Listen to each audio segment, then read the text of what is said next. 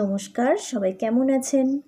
আমার চ্যানেলের একটি নতুন ভিডিওতে আপনাদের সবাইকে স্বাগত জানাই।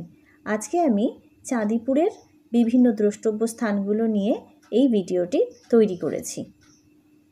চাঁদিপুরের প্রথম যে দ্রষ্টব্য স্থানটি আমরা দেখতে যাব তা হলো বুড়িবালাম নদীর তীর, যেখানে 1915 সালের 10ই সেপ্টেম্বর ইংরেজদের বিভিন্ন জাহাজে করে আসা অস্ত্রশস্ত্র লুট করার জন্য বাঘা যতীন অর্থাৎ যতীন্দ্রনাথ মুখোপাধ্যায়ের সঙ্গে ইংরেজদের যুদ্ধ হয় এবং এই স্থানেই তিনি প্রাণ বিসর্জন করেন।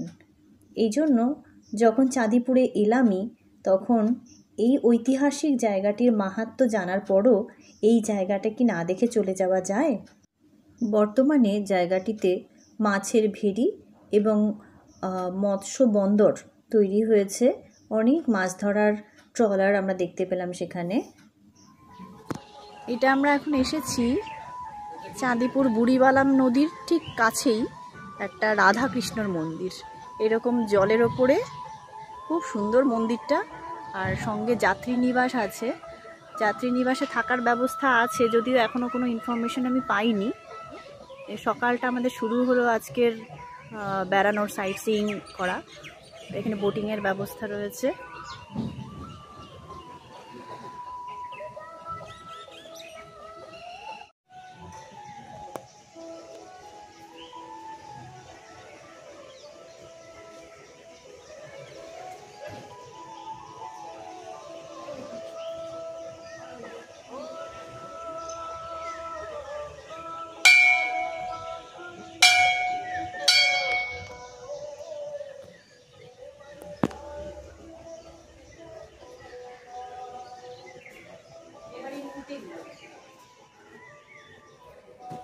মন্দিরে প্রবেশের পর এই মন্দিরের এই দেওয়ালগুলোতে কোষ্ঠী পাথরের এরকম মূর্তি করা আছে বিভিন্ন দেবদেব।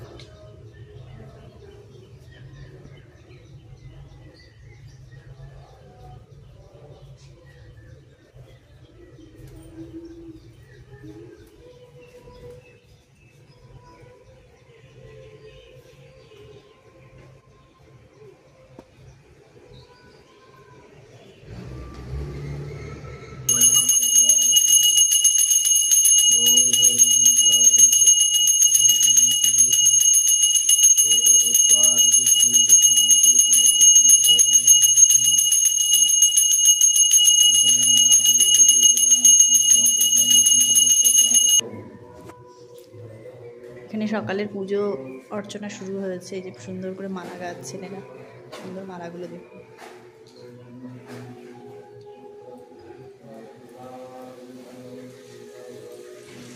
এমন সুন্দর একটা মন্দিরের পরিবেশে আমাদের দিনটা শুরু হলো।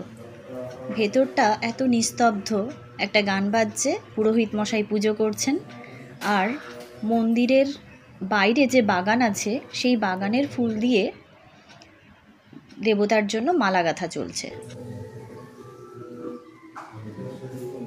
মন্দিরের মূল বিগ্রহ রাধা মাধবজি, অপূর্ব সুন্দর মূর্তিটা। মন্দিরের বাইরেটাও অপূর্ব সুন্দর, ফলের গাছ, ফুলের গাছ। গরমকাল বলে গাছে গাছে সব আম ফলেছিল, নারকেল গাছ, অনেক রকমের জবা ফুলের গাছ, গোলাপের বাগান, এত সুন্দর। আর পুরো মন্দিরের চত্বরটি স্থাপত্যশৈলী ওড়িশার যে মন্দির শিল্প হয় সেই স্থাপত্যশৈলীতে তৈরি। রাধা মাধবের মন্দির ছেড়ে আমরা বেরিয়ে পড়লাম এবার পঞ্চলিঙ্গেশ্বরের উদ্দেশ্যে। পঞ্চলিঙ্গেশ্বর পাহাড়ে যাব। তার আগে যে নীলগিরি পাহাড়ের উপর অবস্থিত সেটি, তার আগে এরকম এক্সপ্রেসওয়ে ধরে আমাদের যেতে হবে। গাড়িতে অনেকটা পথ, প্রায় 40 মিনিট মতো আমাদের গাড়িতে যেতে সময় লাগবে নীলগিরি পাহাড়ে। নীলগিরি পাহাড়ের কোলে যেখানে আমাদের গাড়ি পার্কিং হবে সেখান থেকে আবার প্রায় 250টা সিঁড়ি ওপরে উঠতে হবে। তো সেটা নিয়ে যথেষ্ট টেনশনে আছি, দেখা যাক কী হয়। সবাই মিলে তো রয়েছে।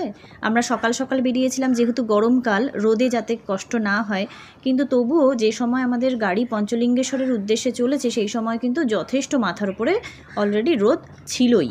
কিন্তু এত সুন্দর রাস্তা এবং কোনো রকম জার্কিং নেই, আর পাহাড় দেখতে দেখতে এগিয়ে চলা। আমরা পৌঁছে গেছি পঞ্চলিঙ্গেশ্বর পার্কিং জোনে। এখানে আমরা হালকা কিছু টিফিন করে নিয়ে এবার সিঁড়ি দিয়ে চলা শুরু করব। চাঁদিপুর থেকে আমরা এসেছি এখন পঞ্চলিঙ্গেশ্বরে। পঞ্চলিঙ্গেশ্বর পাহাড়ের মাথায় যে শিব মন্দির আছে, এখান থেকে গাড়ি পার্কিংয়ের পর 1 কিলোমিটার রাস্তা এভাবে হেঁটে যেতে হবে, তারপর সেখান থেকে সিঁড়ি শুরু হবে। 1 কিলোমিটার রাস্তা অবশেষে শেষ হলো। এইবার এই যে গেট, এখান থেকে 5 টাকা করে টিকিট কেটে এই আমরা সিঁড়ি দিয়ে এবার উঠব। রোদ তো আছে, গরমও আছে, তো দেখা যাক কতটুকু উঠতে পারি। হয়তো পুরোটা যেতে পারবো কিনা আমি জানি না, দেখা যাক।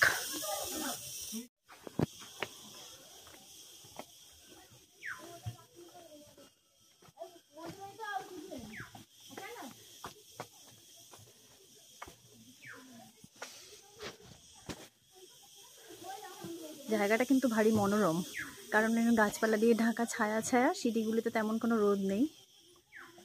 এখানে এক সাধু বাবা বসে আছেন ধ্যানে। আর সিঁড়িগুলো বেশ, ধাপগুলো পাতলা পাতলা, মানে খাড়াই সিঁড়ি হলে আমাদের যতটা কষ্ট হয় উঠতে, সেই কষ্টটা হচ্ছে না। এরকম খানিকটা ওঠার পরে এরকম একটা বিশ্রামের জন্য জায়গা আছে। যদি কেউ বাকিটা যেতে না পারে তো সে এখানে রেস্ট করতে পারে। এটা প্যাগোডা স্টাইলে বানানো আছে। দলের বাকিরা যদি চলেও যায়, এখানে সুন্দর সে বসে রেস্ট করতে পারে। কি সুন্দর এই জায়গাটা।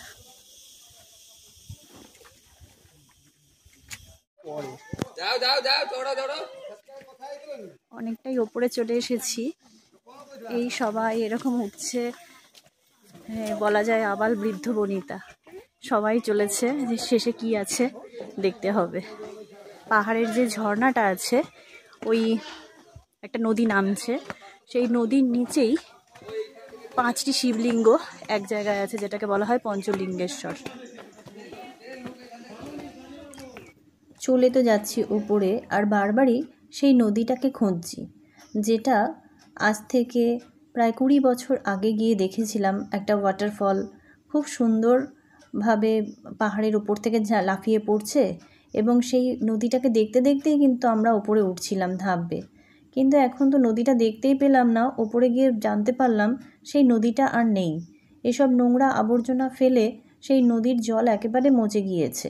শুধুমাত্র যেখানে ওই পঞ্চলিঙ্গেশ্বর শিব ঠাকুর আছে, শুধু সেখানে একটা পাহাড়ের ভাঁজে নাকি অল্প একটুখানি জল আছে, বাকি জায়গাটা একেবারে এরকম শুকনো।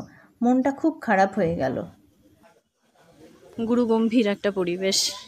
যাচ্ছি আমরা পঞ্চলিঙ্গেশ্বরের কাছে। উঠে গেছি, সিঁড়িতে ওঠা শেষ। এবার আমরা চলে যাচ্ছি মূল মন্দিরে।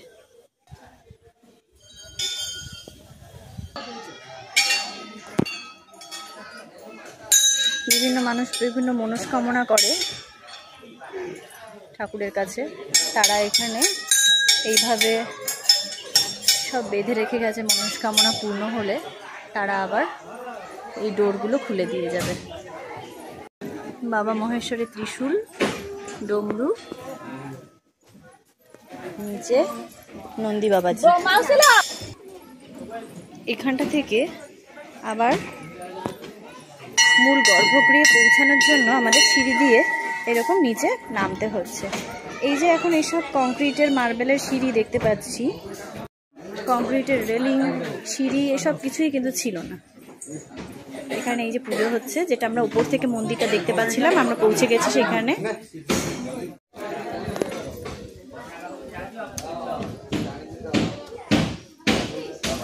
এই যে গর্ভগৃহে প্রবেশ করব, ভেতরটা ভীষণ অন্ধকার, হয়তো ভেতরে ভিডিও করা যাবে না। এই যে লাইন দিয়ে সব দাঁড়িয়ে আছে গর্ভগৃহে প্রবেশ করার জন্য, আমরাও ঢুকবো, লাইনে দাঁড়িয়েছি। যদি দেখানো সম্ভব হয় আমি দেখাবো ভিডিওতে। অত দূর থেকে তো আসে না।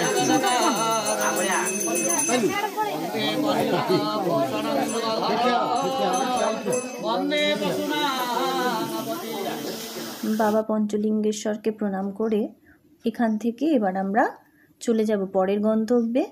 পরের গন্তব্য হলো নীলগিরি জগন্নাথ মন্দির, এবং তার পাশেই রয়েছে নীলগিরি রাজবাড়ি। খুব বেশি সময় এখান থেকে আমাদের লাগেনি, ওই 20-25 মিনিট মতো। এই যে সামনেই রথযাত্রা উৎসব, এই জগন্নাথ মন্দির থেকে রথ বেরোবে, সেই রথ তৈরি হচ্ছে এখানে। বিরাট বড় একটা রথ। এই সময় আসাতে এই একটা ভালো জিনিস আমরা দেখতে পেলাম। জগন্নাথ মন্দিরে এসেছি, জগন্নাথ মন্দিরে রথ তৈরি হচ্ছে। এখানে এই যে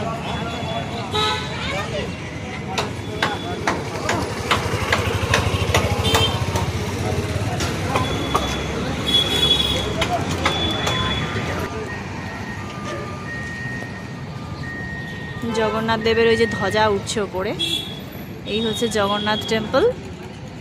আর এই জগন্নাথ টেম্পলের সামনেই তৈরি হচ্ছে বিশাল আকারের রথ।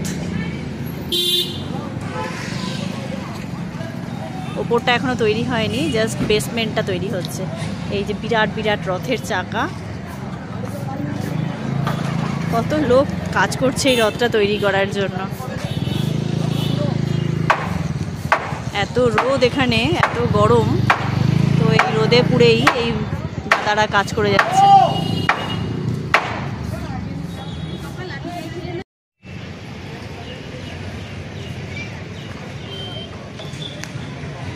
মূল স্তম্ভ প্রবেশদ্বারের ঠিক মাঝখানে। আর এখানে জগন্নাথ দেবের পুজো দেওয়ার জন্য খাজার দোকান রয়েছে, সব খাজা, ডালা, প্রসাদের সমস্ত সামগ্রী রয়েছে। ওই পাশে রয়েছে পার্কিং জোন। এই হচ্ছে জগন্নাথ টেম্পল। জগন্নাথ মন্দিরের ভেতরে ক্যামেরা নিয়ে আমাকে ঢুকতে দিল না, তো সমস্ত মোবাইল ফোন বাইরে জমা রেখে ঢুকতে হয়, সেই জন্য ভেতরের বিগ্রহ আমি দেখাতে পারলাম না। কিন্তু অসম্ভব রকম সুন্দর, এবং মনে না একটা আলাদা প্রশান্তি আসে, একটা ভক্তি ভাব একটা অটোমেটিক্যালি এসে যায়। ভেতরটা এতটাই সুন্দর, এতটাই সুন্দর। জগন্নাথ টেম্পলের পাশেই রয়েছে নীলগিরি রাজবাড়ি। নীলগিরি পাহাড়ের পাদদেশে এই নীলগিরি রাজবাড়ির মধ্যে রয়েছে কনক দুর্গা টেম্পল। তার পাশে রয়েছে লক্ষ্মীনারায়ণের মন্দির, এরকম বাগানে ঘেরা। আর এখানে ওই যে রথ তৈরি হচ্ছে তার খানিকটা এখানেও রয়েছে। সূক্ষ্ম যে হাতের কাজগুলো, কাঠ কেটে কেটে, সেগুলো এখানে তৈরি হচ্ছে। ভগ্নপ্রায় যে 500 বছরের পুরনো এদের রাধাকৃষ্ণের মন্দির, সেটা রয়েছে।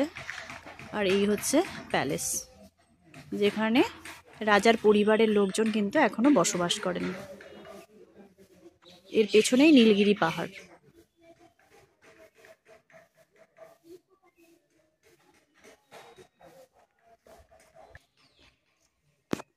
এই যে পাহাড়টা এখান থেকে দেখা যাচ্ছে। প্রায় দুপুর 1টা বাজলো এই পর্যন্ত দেখতে। এরপর আমাদের যাওয়ার কথা ছিল দেবকুণ্ড ওয়াটারফলস দেখতে, কিন্তু আমাদের শরীর আর গরমে পারমিট করলো না, তাই আমরা ওই স্পটটা ক্যান্সেল করলাম। তো আমরা এরপর যাব ইমামি জগন্নাথ টেম্পল দেখতে, সেটিও কিন্তু অসাধারণ। এখনও অনেক কিছু কিন্তু দেখা বাকি স্পটগুলি নিয়ে আমি পরবর্তী ভিডিওতে আসব। ততক্ষণ আপনারা সবাই খুব ভালো থাকবেন, আমার সঙ্গে থাকবেন। অসংখ্য ধন্যবাদ।